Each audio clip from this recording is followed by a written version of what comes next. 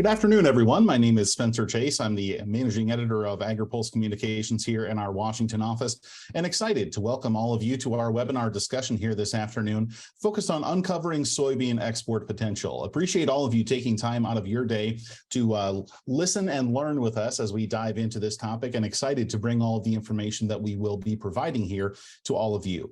Before we do that, a couple of housekeeping items. As those of you who are familiar users of the Zoom platform might know, there's usually a few buttons down at the bottom, including, the mute, the microphone, the video, all of that fun stuff. If you see a chat box, you can just go ahead and ignore that. That's going to be something that we're not going to use for the purpose of this particular conversation, but I will direct your attention to that Q&A box. We're going to be fielding your questions for our panelists here in just a moment. Once through that particular platform, we would encourage you to use the Q&A box to submit questions you might have. That's also going to be the place you should head if you have any technical questions, any issues you might be having accessing the platform. Go ahead and use that Q&A function, and a member of our team will be able to see your issue and offer any help that we can to you in getting that technical issue resolved. Before we get started, I do want to thank our sponsor, the Northern Soy Marketing. To start, I'd like to introduce Patrick O'Leary. He's a fourth-generation farmer from Benson, Minnesota, currently serves as chair of the Northern Soy Marketing and is a director with the Minnesota Soybean Research and Promotion Council. O'Leary farms with his two brothers and father. They grow corn, soybeans, and contract grow hogs. And in addition to the work on their farm, the O'Learys also sell seed and have a custom farming business. Patrick, I'm going to go ahead and ask you to take it away. All right. Thanks, Spencer. As Spencer said, I'm Patrick O'Leary, current chairman of the Northern Soy Marketing Group, also serve on Minnesota Soybean Research and Promotion Council. We're going to go a little bit through what this group is and why we exist and what we do. So as we move through the slides, there we go. This is a 5-state organization, Northern Soy Marketing. It includes 5 QSSBs, Minnesota, Wisconsin, North Dakota, South Dakota, and Nebraska. These 5 states represent about 27% of the U.S. soybean production currently. And our goal in this group is really to go out and promote the quality, consistency, and reliability of the soybeans and soybean products that are produced in this 5-state region. Our main focus today is really on exports and out into the Southeast Asian market. This map, just a quick look at the ports that we talk about. When we talk about the PNW, I'm talking about the Pacific Northwest, and the terminals that are out there are owned by numerous companies. Some of them AGP, which is a local company or more local company to the 5-state region we're in. But this really gives us a feel for the number of ports and the ports that we try to represent exports out of.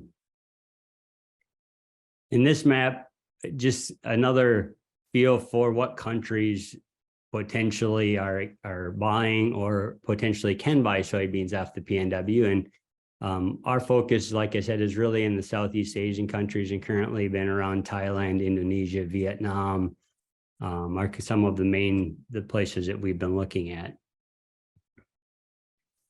This is an example of a trade mission. I think it's important to know that when we go over to do these things in January and February, we went to Thailand and Indonesia, and our main goals is building relationships and really getting these people and being able to talk to the buyers and the nutritionists, the feed formulators, and have them really understand what our products coming out of the United States and out of these 5 states can do for their businesses. In this picture, we're in Thailand. In this meeting, we're Seth and Naeve, who's going to present a little bit later, 2 farmers, myself and a farmer, Dan Speakermeyer from North Dakota, and a poultry nutritionist that works with us by the name of Bob Swick.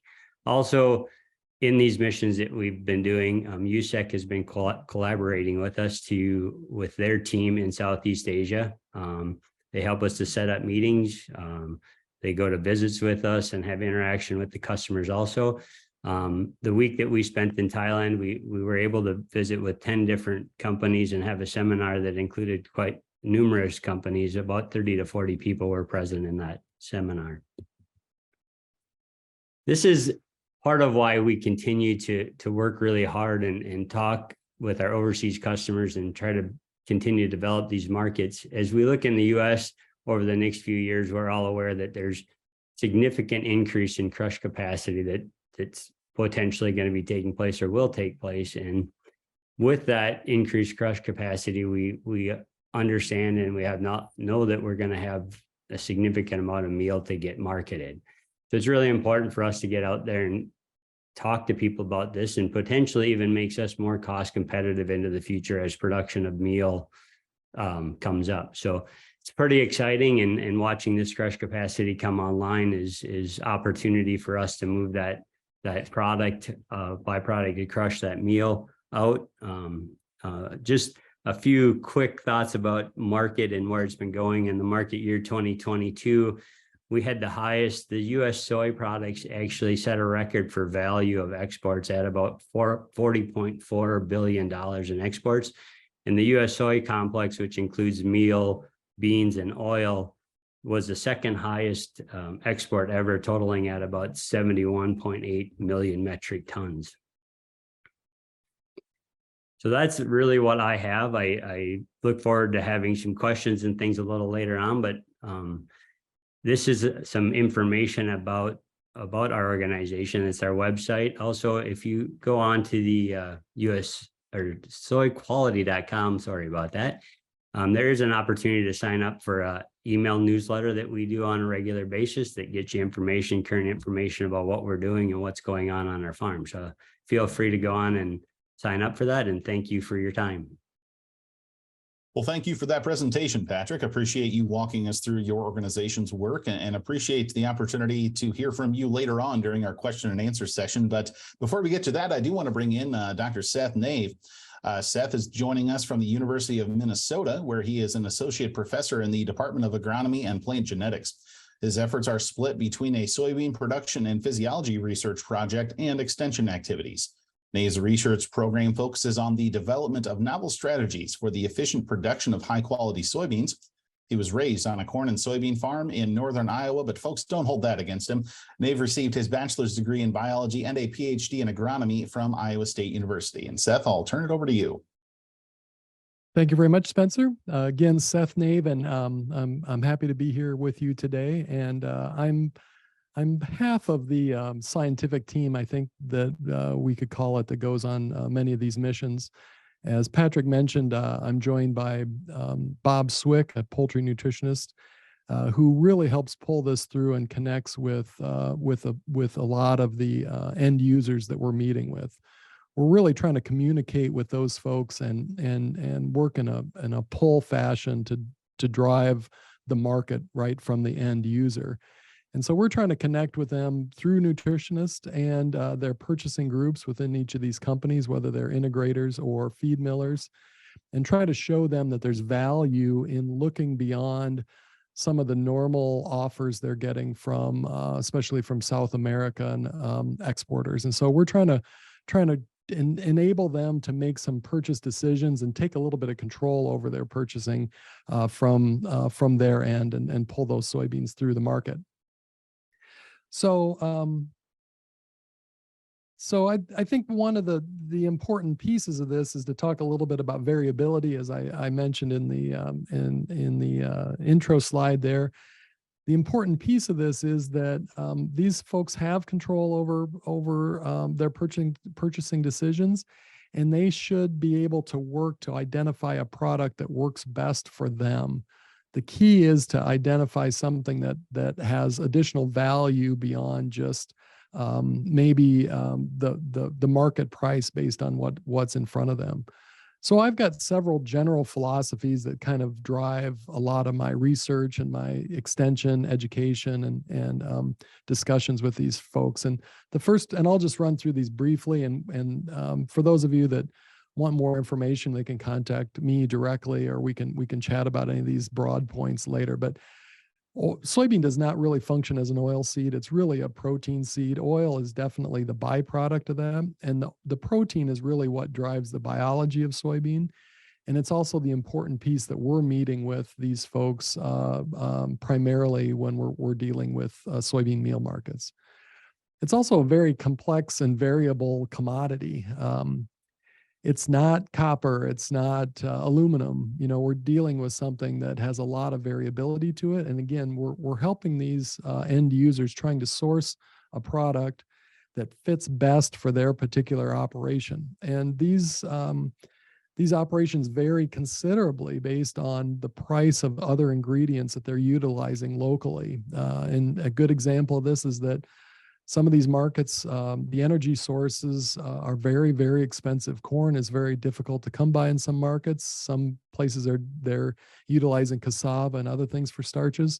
Sometimes those ingredients can be very, very expensive. And so that affects how they look at soybean meal based on the composition. And the trading grading standards that we're using, whether that's for whole soybeans or soybean meal, these measures that are employed through the trading system really help facilitate the trade, but they don't paint a very thorough picture of the quality or really ultimately the value of that product to those end users. So that's why we're trying to dig into these things and look at secondary and tertiary components within these things. And that's why I mentioned that you know, the first purchasers that really dig into that and find additional value beyond how that soybean or soybean meal is marketed are going to find additional economic benefit. So it doesn't matter if they're the seller, they're a middleman, they're an end user, but if they can identify something that they can either utilize or sell that product downstream on that others haven't really capitalized on, they're able to make additional dollars with that. So, you know, the big piece here is that from a soybean compositional standpoint, we remove the oil and some of the fiber from this soybean when we process it. And we're basically left with the rest of that is the soybean meal or in the soybean meal. So the protein is concentrated and the other factors are actually concentrated as we're removing oil and the fiber.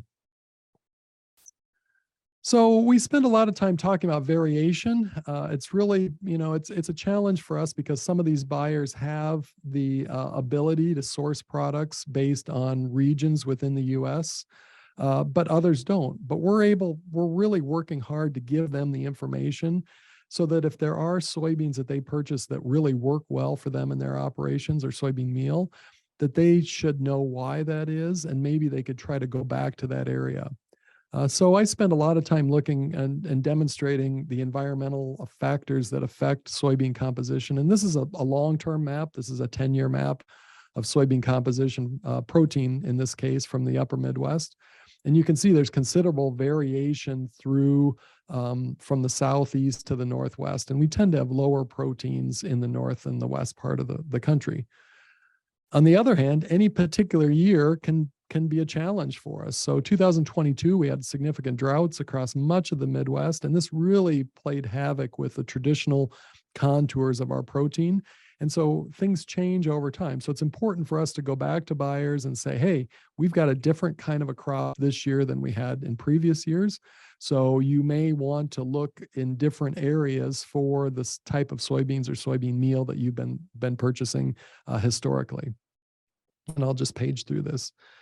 So, you know, I mentioned early on that these metrics in terms of our grading standards, or when we add protein into these things for soybean meal, fiber, and some others, these don't paint the complete picture. And so part of my research effort is really to try to understand what those secondary factors are. And I've been studying amino acids in soybeans since graduate school many years ago. And so we're continuing this work. And what we found actually in the 90s, when I was in graduate school, we found that there was a trade-off between protein quality and protein quantity.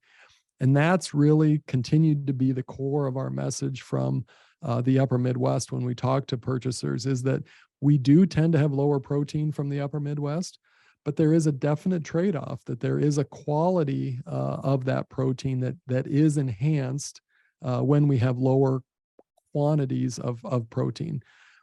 So the total amount of amino acids and things will not be higher in low protein soybeans, but the relative abundance of those things will shift. And so that protein has different factors. And so we're really encouraging all the folks along the trade to do more measurement. And this has really been a core place of education for me along the way is to talk about NIR and calibrations and validations of those calibrations, and making sure that folks that do have these instruments or have access to them are continuing their own QC work to make sure that they are monitoring the quality of the products that they're bringing in, whether that's from the US or from Argentina or Brazil, and connecting that with the performance of their animals throughout the whole system. The real challenge boils down with this protein issue is really this two pieces to this. One is that I mentioned there's this trade-off between protein quality and quantity. The other piece of this is the fact that we're measuring protein based on this very old measure of quantifying protein, and we use nitrogen as a surrogate for protein. It's a pretty good one, but it's an indirect measure of protein. So we measure nitrogen, multiply nitrogen times 6.25, and this gives us the amount of protein. That number isn't perfect, though. We know that 6.25 or 16% nitrogen in proteins is not the right number, but it's one that we've settled on. Protein then is an indicator for the amount of amino acids in the soybean or the soybean meal, but it's not a perfect one. And the amount of amino acids in soybean meal is an estimate of the amount of essential amino acids. And this is what the animals need, is they need the essential amino acids. But it's not a perfect measure either. And likewise, the essential amino acids that we measure, and we can measure to this step pretty well with wet chemistry and NIR, is actually an estimate of the amount of available essential amino acids to the animal. So it's really important for folks to understand that this, even when we do measure protein, it doesn't do a very good job of measuring the overall value or the amount of those essential amino acids that are available to the animal. And there is variation in amino acids. So this is total amino acids in soybeans. And one way we've been talking about this is through this 5 EAAs, or 5 essential amino acids. These are the primary limiting amino acids for most monogastric animals.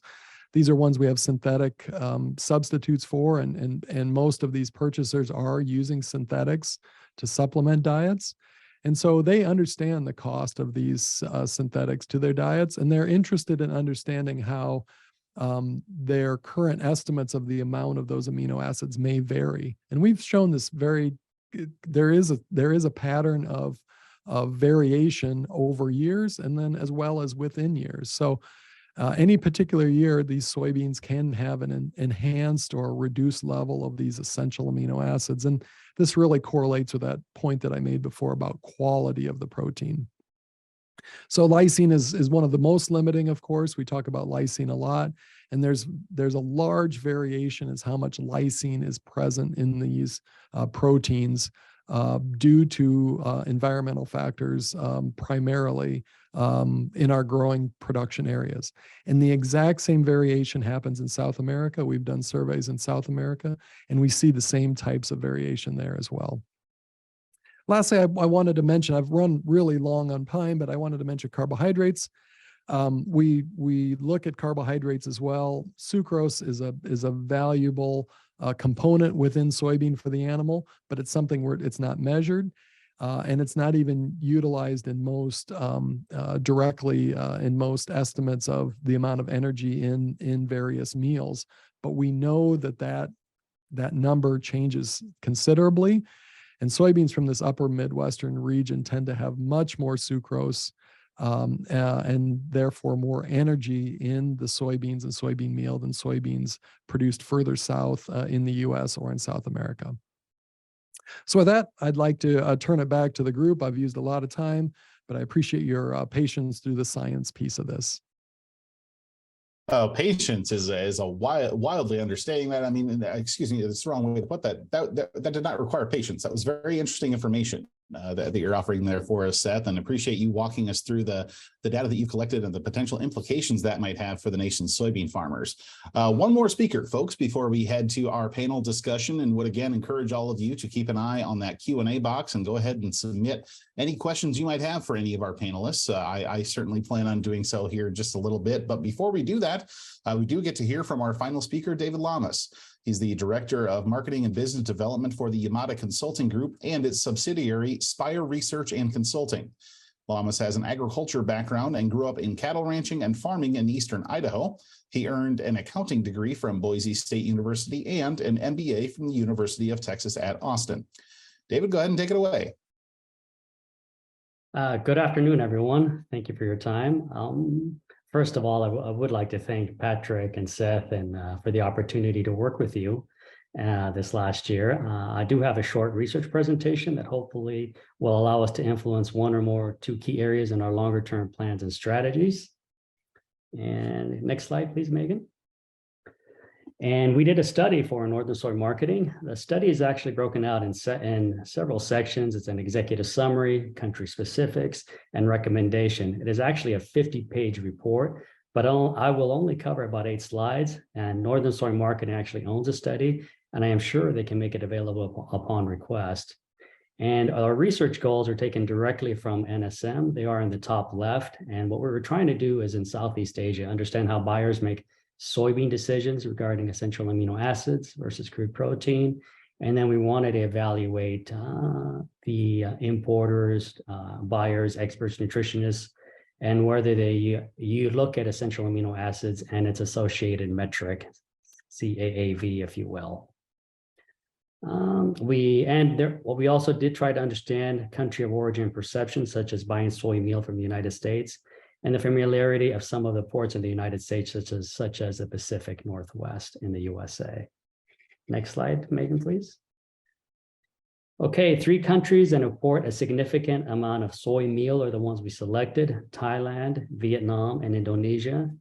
The types of respondent we selected are on the right, close to 50 folks. We've worked with Northern Soy Marketing to vet these guys. Are extremely well vetted by the team, and we obtained really good information by working with these respondents in this survey.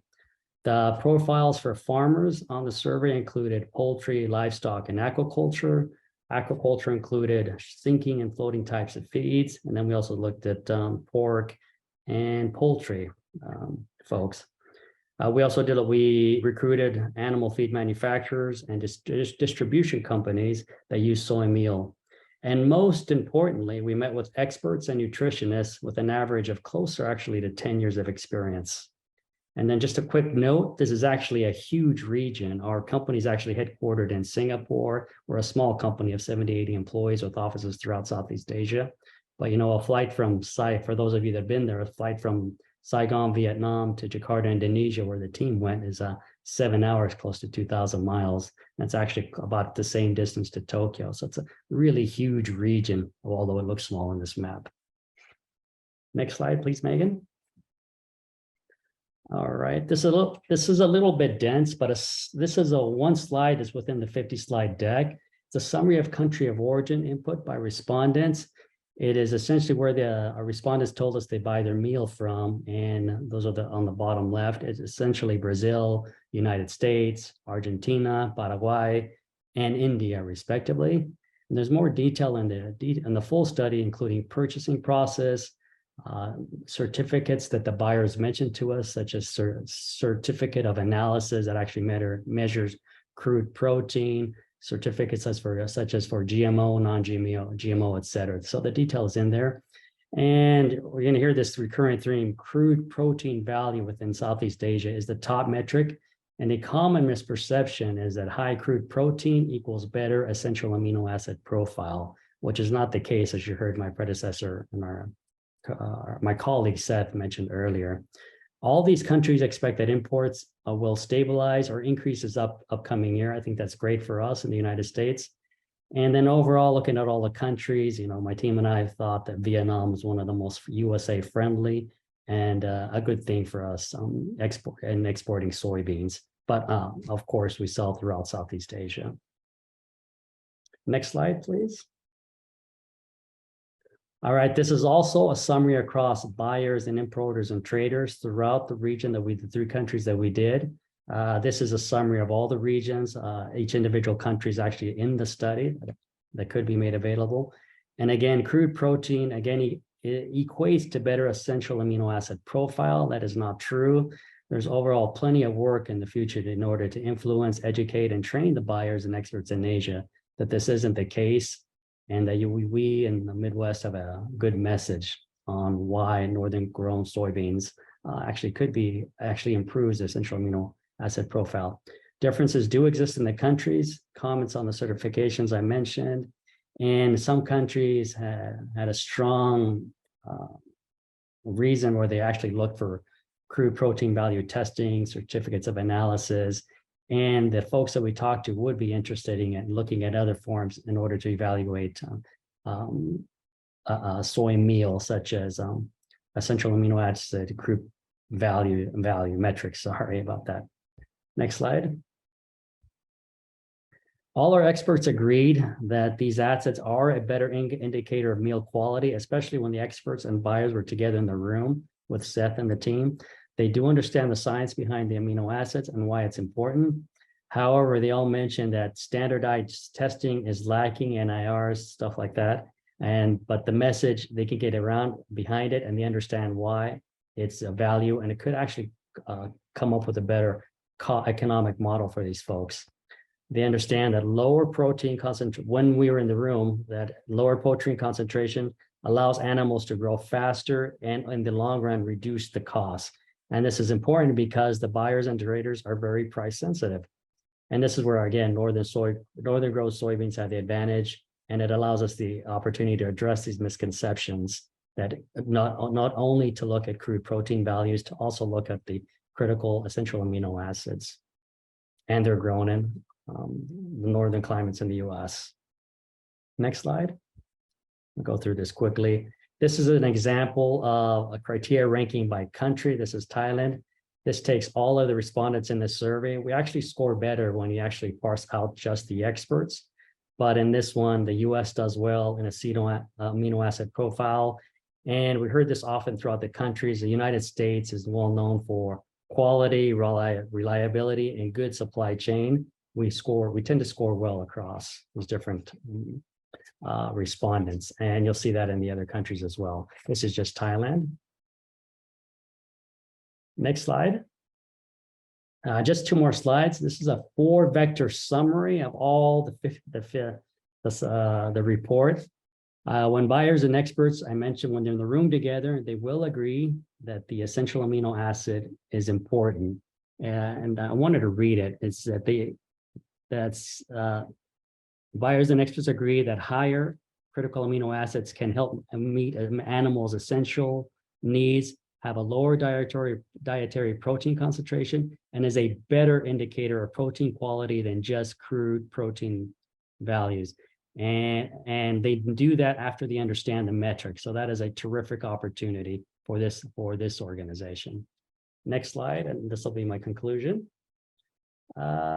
And this is our recommendation to the NSM team. First block on the left is nutritionists matter. We recommend you identify, work with, and influence these nutritionists. They understand the science, and you can use them to get past that crude protein value and price only metric that they're, or overall metric that they're looking at.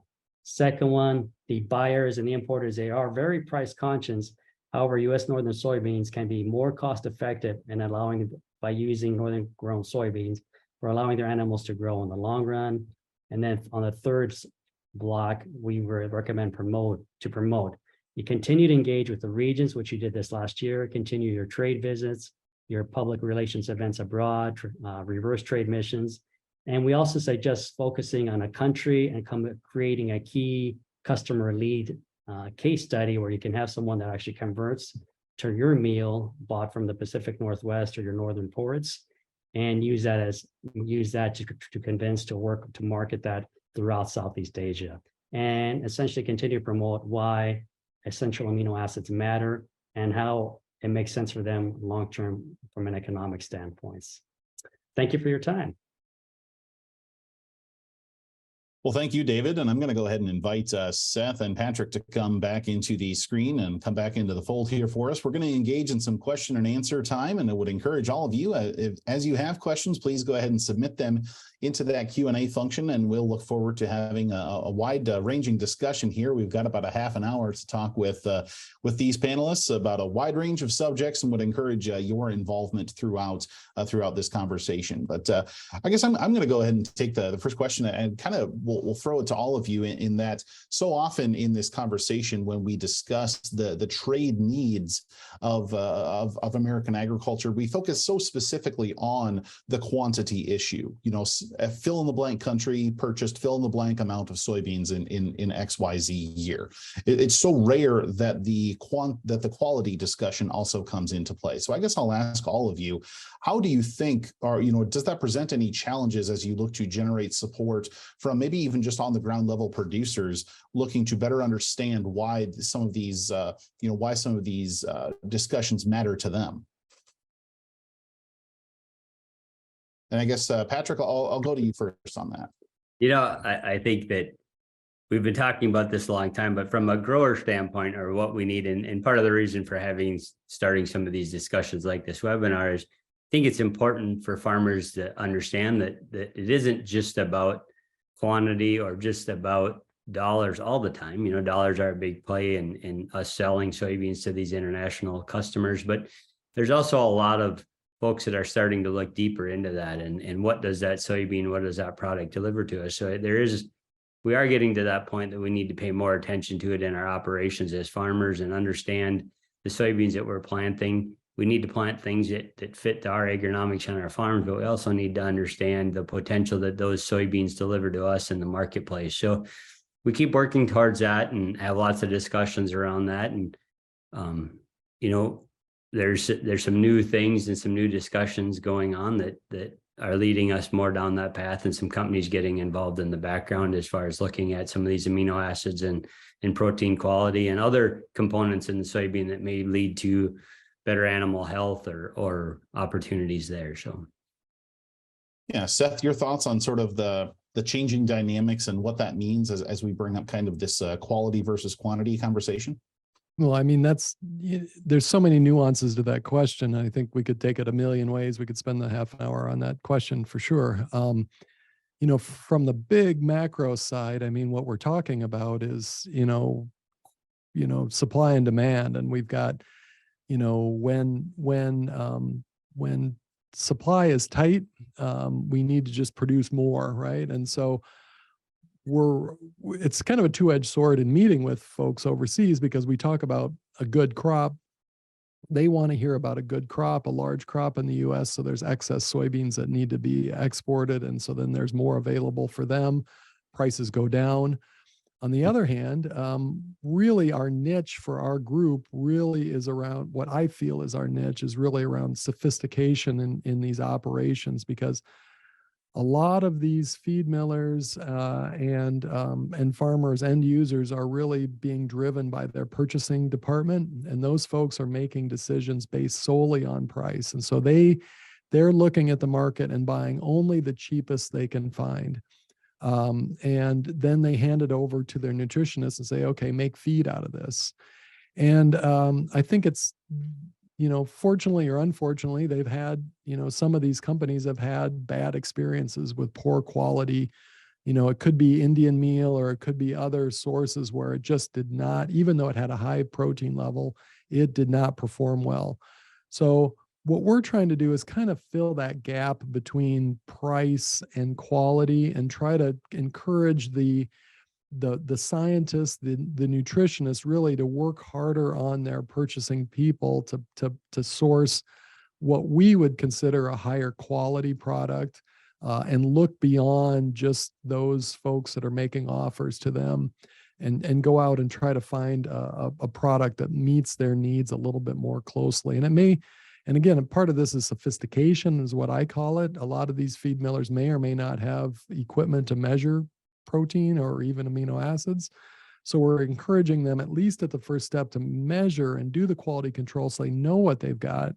And if there is a problem with production, if they don't have, if they run into more days on feed, or if their overall feed conversions drop, then we can help they can draw themselves back to that source of that feed. So again, it's, we're kind of threading a bit of a needle because we want to produce as much as we can. We want them to be able to find product at a low price, but yet we also want to encourage them to really look for the best quality. And that's why it's easy for me as a scientist. I don't need to represent northern soybean growers. I can just tell them that they need to buy the best quality product that they can. And I feel eventually that they'll come around to some of these soybeans that we produce up here. Very good. And David, I guess it was kind of a wide-ranging conversation, but just again to kind of wrap up this opening question, your thoughts on just kind of how the quality versus quantity dynamic has to play in some of the various conversations that will be taking place sort of at the producer level on this. Well, it's difficult to add to what I agree with everything just Seth said.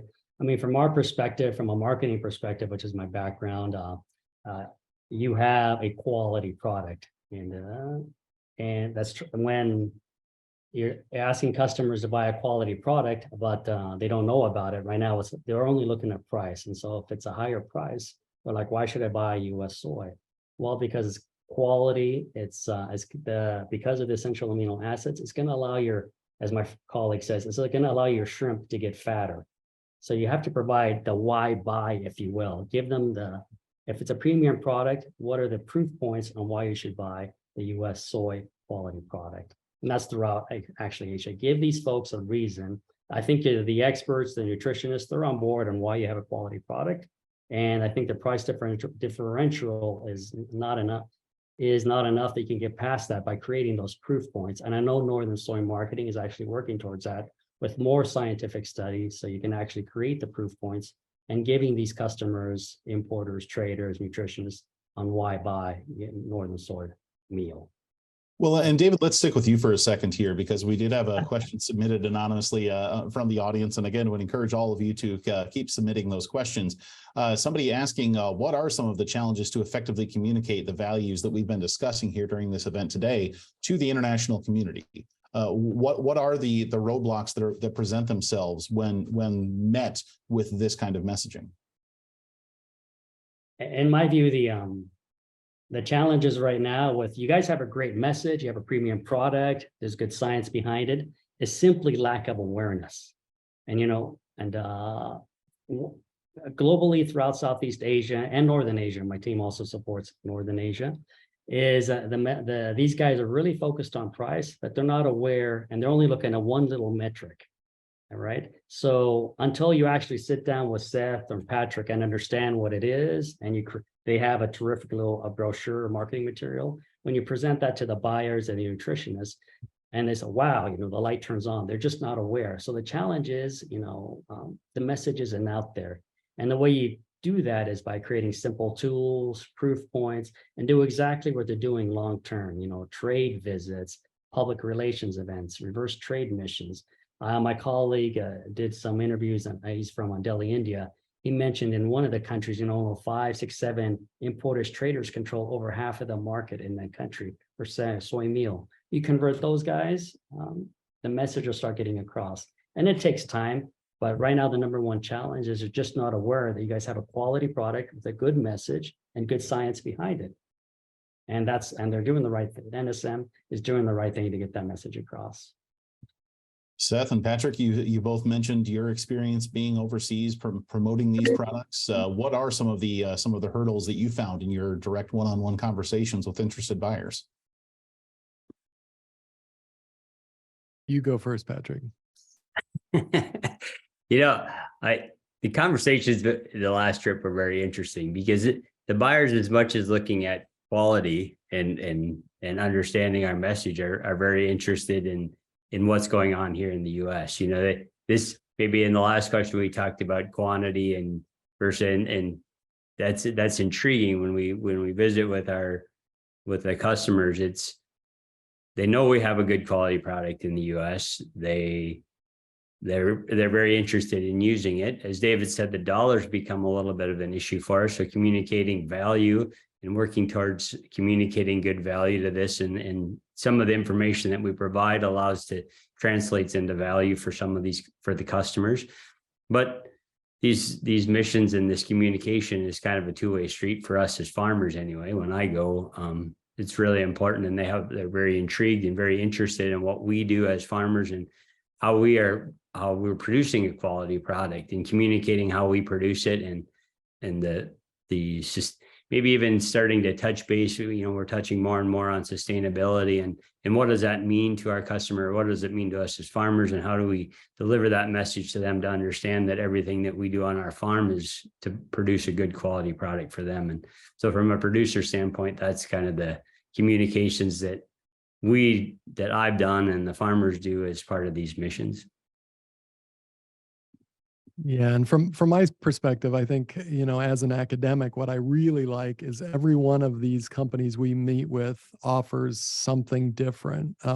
Almost everyone mentions price and availability. So, we can't do a lot on the price. I think we can encourage companies to be open to export and allow their products into some of these markets or help market them. I think there's a lot of opportunity there. But then after that, there's just a myriad of things that they approach us with, and every single company is different. I think I've been to somewhere around 30 feed mills in the last 4 months overseas, and everybody has a little bit different kind of angle on this. And so it isn't just about all macroeconomics and nutrition, animal nutrition. There's a lot of small nuances to it, like availability of containers for certain things. Are they using full fat? They need to bring in some soybeans because they have an expeller extruder on board. How much aqua is included within their feeds that they produce? Every single company is different, and there's little challenges that we can we can learn a lot from each one of them, and we can try to overcome some of those.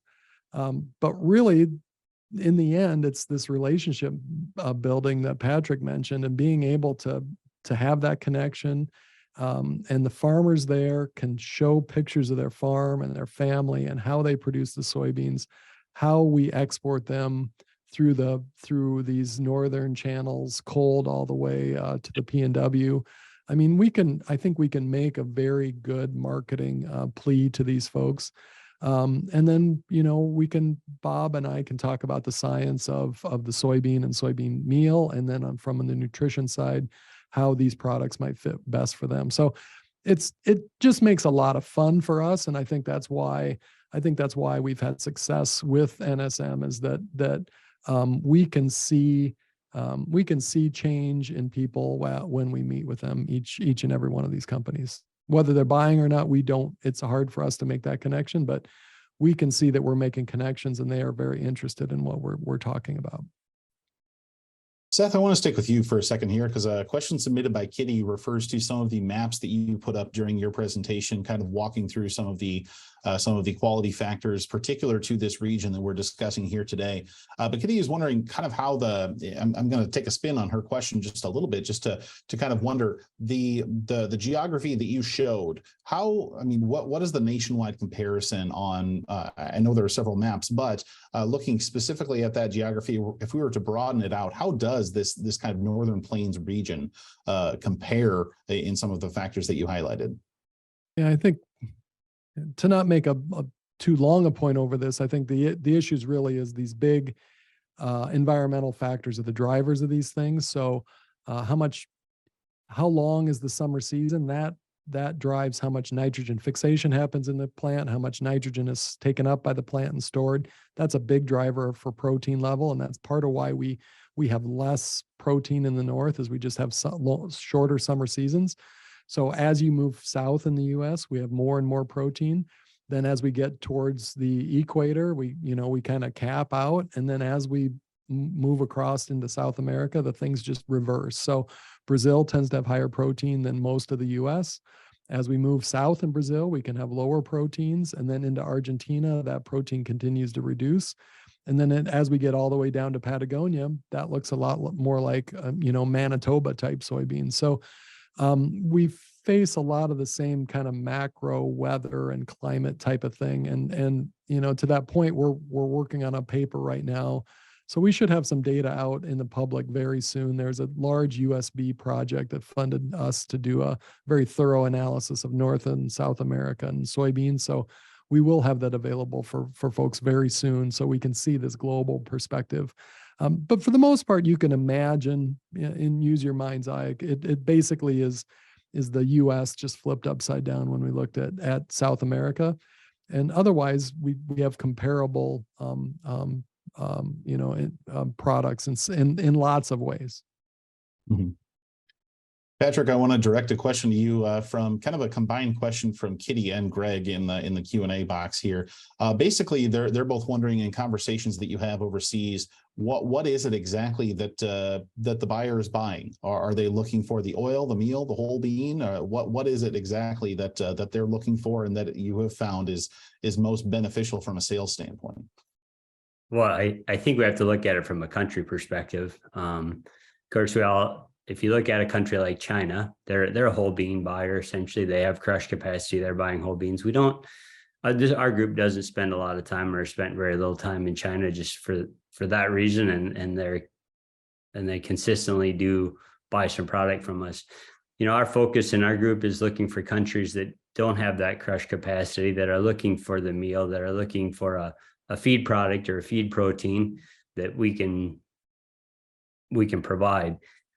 Every country that we go into, so there's buyers that are mixed buyers. There's buyers that are buying whole beans because they do some extrusion or some full fat use in their feed rations. Of course, they're buying a whole bean and shipping that in for that, and then they're buying meal for their later feed rations or feed, those situations. So our emphasis at NSM, or this farm group, we were kind of back a few years ago leaning a little towards the soybean, the whole soybean, and finding markets for that.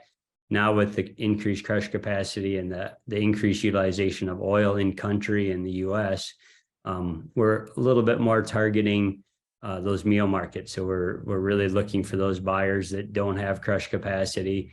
Our focus right now has been on Vietnam, Thailand, and Indonesia. Those countries were picked recently, and mainly because they're countries that do have significant use. Vietnam is one of in the top 10 for producing pork, and actually eat the most pork per capita of any country in the world, I believe. So we kind of are looking at our countries that we're approaching as our group as where's the meal utilization, livestock production, whether it be pork or poultry. Those are kind of the big ones over there. Aquaculture is also playing a role in this. So it just depends on the country and the situation, but we're focused more on the meal side of things because of the increased crush that's coming online in the US. So. Very good. And David, Patrick kind of touched on some of this sort of in the tail end of that answer, but Christina asking, and maybe you can shine a little bit of a light on this based on some of the research that you did, wondering kind of what market is really showing some of the best potential for soybean exports, be it some of the meal that we're highlighting here today, maybe some of the whole bean conversations. What market do you think should the American soy producer really keep a close eye on? I would have to agree with what Patrick just said. The three countries are focusing on meal, or Indonesia, Vietnam, Thailand are the top. I think Philippines also imports quite a bit of soy meal. And, I've actually worked with another client, a huge opportunity, but it just isn't there for us right now, is India, because of trade restrictions, right? That is an opportunity somewhere down the line, maybe. But right now, it's the one countries Patrick mentioned. And of course, I think Philippines is one of the bigger markets for soy meal. Would you agree, Patrick? Yeah. India is huge. We've been huge, but if they would let us for a lot of years. So hopefully one day we'll be able to change barriers. Right. Well, and I suppose the issue of agricultural trade with India is probably one that we're not going to solve here Right. in this discussion. That might be folks with a little higher pay grades and maybe a little bit more, maybe some more letters after their name might have to get involved for that one. But Seth, I did have a question asked just kind of from a plant physiology standpoint. When within the plant's life is the AA to CP ratio influenced, and what are the best points of influence? Yeah, so the question really relates back to this, this protein quantity versus quality thing. And we've done some really detailed work in my lab, and it's and I guess to go back to the very beginning of this, you would, the conventional wisdom is that a soybean, as it makes more protein, it stores more protein, that it just stores more of the same thing, right? So if it's a 30% protein or a 33% protein, as it stores more protein, it's just making more of the same protein. But we found that's not the case at all. And it's really must be related to some higher level metabolism, because we find individual amino acids accumulate at very different rates within the storage protein. So likely the plant is really trying to maximize. The way I think of it is that the soybean really is a nitrogen storing machine. It wants to store nitrogen for the next year. It's using amino acids as a way to store it. So it's going to figure out a way to store that nitrogen in the most efficient way it can. And some of these amino acids are more costly to produce biologically than others.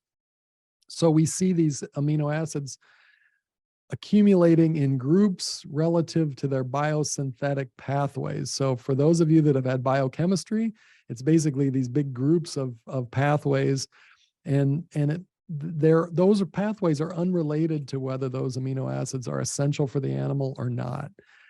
And so maybe one functional or practical implication of our research is really that we need to be looking at amino acids individually and measuring them individually. Protein is not a perfect indicator of lysine, and lysine is not a perfect indicator for how much methionine or cysteine there is in the seed. So these old models that gave guidance to nutritionists based on protein level, these linear models are not very functional. We need to, if we really, really want to do a good job, we need to measure these things directly. And while I have my soapbox out here, I'll just make one more note on this, is that the other angle to this is that we're really encouraging this level of sophistication we're talking about. We're trying to encourage these end users, not if they understand how much of each of these amino acids are available within these feeds, they can precisely add the right amount of synthetic amino acids. We're not against synthetic amino acids. We're against end users dumping in large amounts of these with a large, broad safety factor to make sure that they have plenty of everything. This causes environmental problems, but more directly for these guys, it costs them more money. So we're really there to help refine their operations and help them make more money. That's the real issue. But if we can promote the idea that they can have a better environmental product, reduce carbon inputs, maybe even produce an animal that has fewer synthetic additions to it, for those that don't want to have a lot of synthetics added, maybe reducing the amount of synthetic amino acids and have a more natural product is good. So these things all play to our message that, more sophistication and measurement's really good for them in their operations. Seth, I want to see if I can maybe get you a little bit of trouble here with the question, but wondering. So we talk about the story that already exists in terms of the quality of the protein available from this northern region. Are there things that the producer could do to make that story even better? Are there agronomic changes that could be made to even further improve the amino acid profile we're discussing? Yeah, I think it's. Yeah. And by the way, you don't have to help me get in trouble. I'm really good at that myself.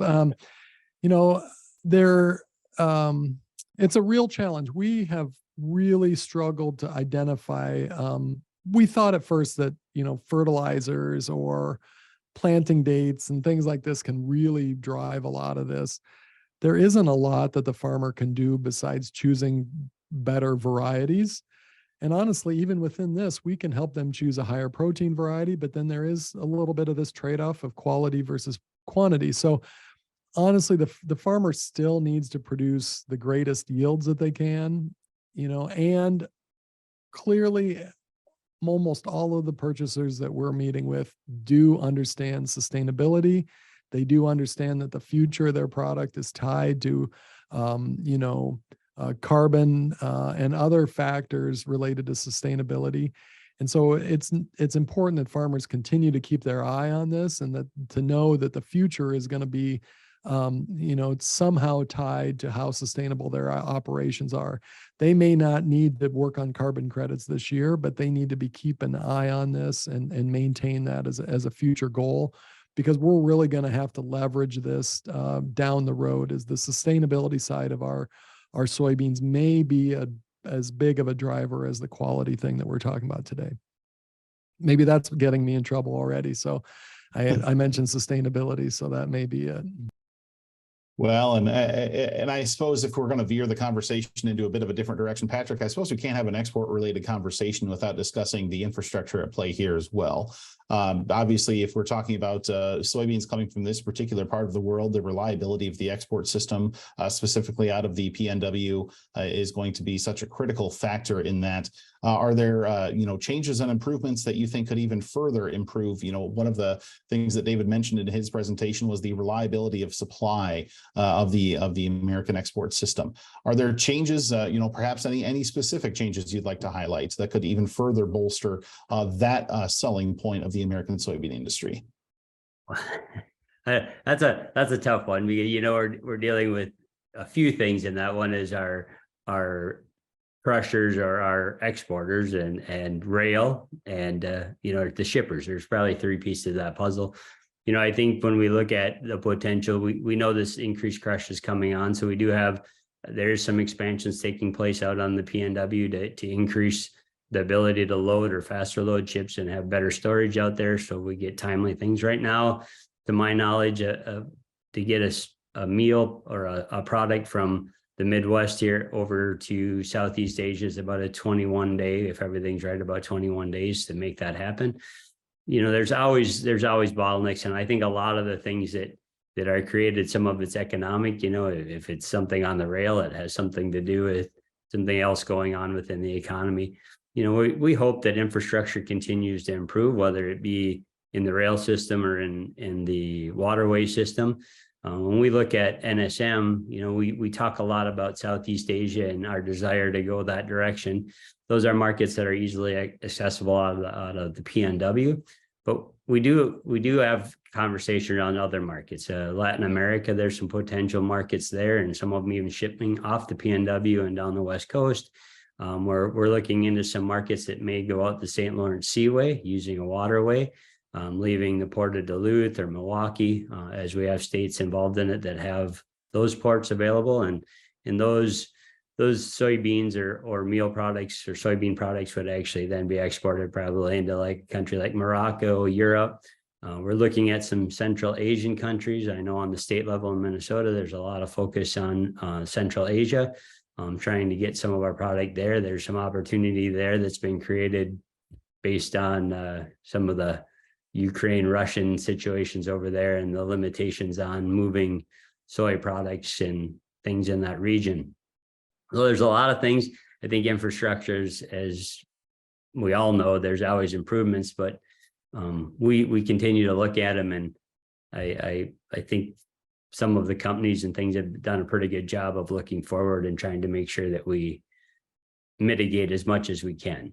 Let's put it that way. Well, if I could jump in real quick, one really interesting thing that's really fascinating to me is the whole containerized shipments and what it's allowed us to do. I mean, we continue to buy a lot of consumer products in this country from these areas, and so we've got a lot of boxes that need to somehow get back. Let's fill them up. It really offers an opportunity for us to, in some cases, provide a higher value product to export to some of these markets. But in some cases, it allows us entree into some places that weren't able to buy, full Panamax vessels by bulk from us. And so, based on their own logistics or the size of their operations and things like that. So there's a number of things going on there. It's very, very complicated with availability of containers and where those transload facilities are relative on this side and on that side, and shipping. And, there's a million little points of challenge within containerized shipping, but it does offer us something very, very different that's very complementary to the bulk shipping that Patrick was talking primarily about. So, it's something we can continue to look at for sure. Yeah, I will echo that. I think the containers are very interesting. Some of the issues we've had is the availability to access them, to be able to fill them. And also there's some issues with loading containers and things in the soybean world. And so that is maybe a good wish list, that more availability and ability to better load those to be able to access some different markets. But well, we will have to solve the shipping container issue on our next discussion because we are coming up against time here on today's conversation. Great discussion, interesting subject matter. David, Seth, and Patrick, thanks again for taking the time to join us here today for this discussion. And once again, thanks to the folks at Northern Soy Marketing for sponsoring this webinar. Appreciate their support as well. If you missed a portion of this event or would like to share this conversation with some family or friends, we will be posting a recording on agripulse.com just as soon as we can. You will also receive an email if you registered for this webinar just as soon as this recording is available on agripulse.com. I think that's going to do it for today. Thanks for joining us, and folks, have a good one.